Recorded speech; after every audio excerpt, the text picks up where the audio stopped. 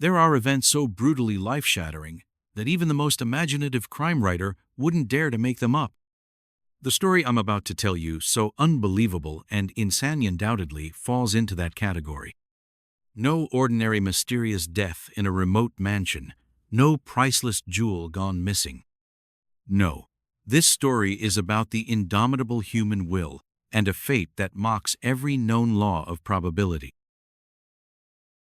On that fateful evening, when the shadows of twilight draped themselves over the city like burial shrouds, I stepped into that cafe. It was one of those places one only enters when the soul thirsts for darkness and the heart seeks escape from the world's cold grasp. The air inside was heavy, laden with unspoken secrets. Smoke curled upward like the ghosts of dreams long since dead.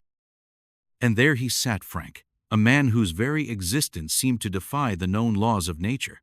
His stare pierced me with the chill of a tombstone. Pale and gray were his eyes, like the water of an abandoned well untouched for decades.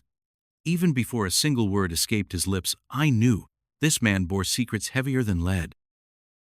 When at last he spoke, his voice was a whisper of rubble and ash, crushed by time, a time that had settled over him like moss upon a forgotten grave in some overgrown cemetery. Each word rose from his throat as if pulled from the deep chambers of a burial vault. "If you stare long enough, often enough, and without flinching into the eyes of death," he said then with a voice echoing of countless hidden truths, "it will in time blink." I took it for the remark of an old man who had endured too many winters. I laughed, a foolish, careless laugh. I did not know better then, could not possibly have known the truth buried within his words. For Frank, born somewhere between wind-scoured mountains, raised by a grandmother who healed more with herbs than with speech, was not just any old man. He was a failed music teacher whose melodies had long since fallen silent, a solitary widower who had buried love like a withered bouquet, a man without grand gestures, wandering the world like a faint shadow of himself. Yet within his life dwelled a tale too fantastical to be believed, and too true, all the same, to be denied.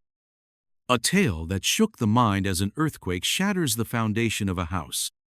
I began visiting him, not often, not with routine, but often enough that he started offering me pieces, shards of his life, splintered at the brink of immortality like glass under intolerable pressure.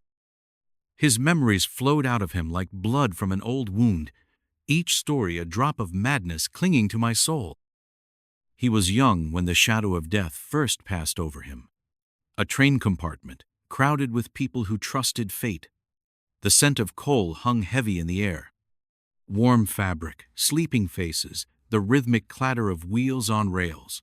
Then, a jolt that unhinged the world. A thunderclap that tore the silence apart. And then, silence again, vast and absolute, descending like a vacuum over all. "The train plunged into the gorge like a fleeing thought," Frank said, his voice veined with terror. The memory made his hands tremble like leaves before a storm. And he himself? Hurled through a splintered door which yawned open like the jaws of some feral beast. Not broken, not bent, merely stunned.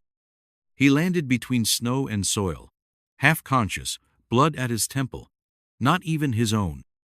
37 lives were lost that day.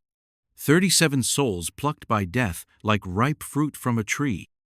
And yet he lay there, alone between frost and earth, and lived, while around him death harvested its due. Short interruption.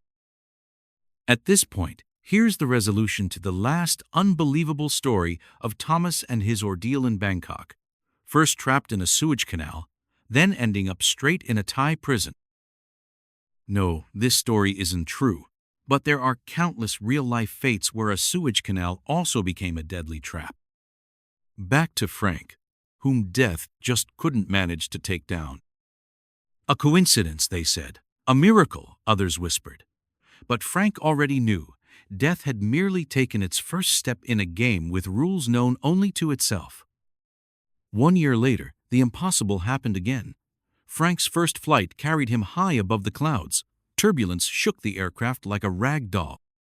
Then, a piercing howl, as though the sky itself were torn open by invisible claws, the cabin shredded like parchment. Loss of pressure. Masks dropped. Screaming passengers stared into the face of death. "I was sucked out like a leaf before the storm," he whispered to me. His voice carried the echo of disbelief, like someone who had never fully grasped nor ever truly accepted what had occurred. Sucked between heaven and hell, between life and death.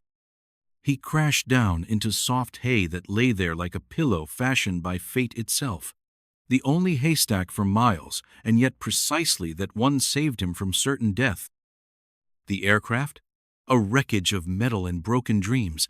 No one else survived that dreadful day. A second blow from death, once more repelled, like an arrow bouncing off invisible armor. Its intent thwarted, lost in the absurd detail that separates life from the abyss. "What do you make of that?" he asked me then, his eyes searching mine for answers to questions no man could answer. I had no response, only dread, cold, silent dread, settling upon my soul like fog on a graveyard. I was young then. My mind refused to believe in the unfathomable, the impossible. But Frank continued, relentless as the ticking of a clock.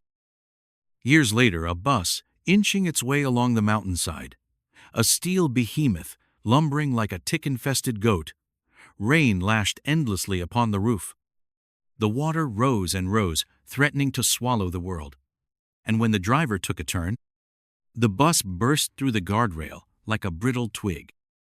Down into the abyss, cold, black water, tasting of death. People screamed, their voices melting into one unified shriek of terror. Frank, a poor swimmer, half conscious, was wedged between two seats like a beetle between the pages of a book. He said, "Something pulled me out from that watery grave. I do not know what it was, but it was there, a force mightier than death itself." The memory made him tremble. His hands gripped the coffee cup as if it were an anchor between reality and lunacy. He awoke on the riverbank, coughing and shivering, alone beneath the gray sky, while the river kept its secrets to itself. The others? Gone. Swallowed by the dark waters, which knew no mercy. I did not dare ask how many it was this time. The number of the dead weighed heavy upon us both. Now, for the third time, Frank had danced upon that narrow edge between life and ruin, and no one cared. No one wanted to know the truth. Frank said time turned strange afterward, like a book whose pages no longer followed their order, like a clock whose hands turned in reverse. Sometimes he awoke drenched in sweat, unable to tell whether it was day or night. Reality began to blur, like ink bleeding across damp paper. And death? He grew impatient, said Frank, his voice creaking like old floorboards. Impatient and wrathful, like a betrayed lover. Back then, I thought he jested. A macabre jest from a man who had seen too much. Until he told me the next tale from his cursed existence. 1 year after the bus, again the unfathomable. A car accident, of course. What else would chase a man such as this? Fate followed him like a hungry wolf tracks prey. He was driving alone along a road slick as ice. Suddenly, an explosion shattered the night. The hood flew upward like the lid of a can under pressure. And if you think Frank had finally pressed his luck too far, no, not even close. There remained room yet above and in every direction. The car spun, flipped like a dying beast, slammed into a tree with the force of a hammer. And who would have guessed, Frank dragged himself out, hair scorched, but otherwise unharmed. The cause? A defective gas cap, which had led to a pressure buildup. Again, no one believed him. Again, Frank was left alone with his secret, a secret heavier than lead. I asked him then, why you? Why always you? He looked at me, and his smile was strange. Strange and full of riddles no man could solve. I think I was not meant to be there. Someone else should have been. Someone whose time had come. His words sent a chill across my skin. Goosebumps bloomed. like dew upon grass before the rising sun. And then, years later, something occurred that shattered all notions of coincidence forever. True or fiction? The resolution of Frank's story and his ongoing battle against death will be revealed after part 2. You're more than welcome to continue following this unbelievable story when we meet again in a few days for the next part. If you enjoyed this story, give me a like, subscribe to the channel, and leave a comment sharing what you think about it. Truth or just fiction?